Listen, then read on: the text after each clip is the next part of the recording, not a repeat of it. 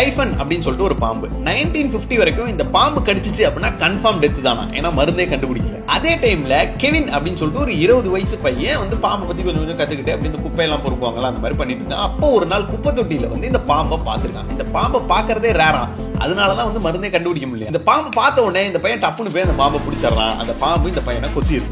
கொத்தினால அந்த பாம்பை விடாம ஒரு பைக்குல போட்டு அந்த பக்கமா போற ஒரு ட்ரக் டிரைவர்கிட்ட, அண்ணன் இதை வந்து ரிசர்ச் லேப்ல கொடுத்துருங்க அப்படின்னு சொல்லி கொடுத்துட்டு இந்த பையன் வந்து நேரா ஹாஸ்பிட்டல்ல போய் அட்மிட் ஆகிறான். அட்மிட் ஆகி 27 மணி நேரத்துல இந்த பையனும் இறந்து போயிடுறான். இப்போ 2014 அந்த பாம்புல இருந்து எடுத்தாங்கல்ல விஷம், அதை வந்து டெஸ்ட் பண்ணி பார்க்கும்போது இப்போ வரைக்குமே அந்த விஷத்துல வந்து கொல்லக்கூடிய பவர் இருக்கு. இந்த கெவின் வந்து பிரேவான பையன் அப்படின்னு சொல்லிட்டு கெவினோட போட்டோவையும் இவர் பிடிச்சாருல அந்த பாம்பையும் பிரிசர்வ் பண்ணி இப்போ வரைக்குமே ஆஸ்திரேலியால இருக்க விக்டோரியா மியூசியம்ல வந்து வச்சிருக்காங்க. கெவின் புடிச்சு கொடுத்த இந்த பாம்பை வச்சு மருந்து கண்டுபிடிச்சனால அதுக்கப்புறம் இந்த பாம்பு கடிச்சு யாருமே இறக்கல.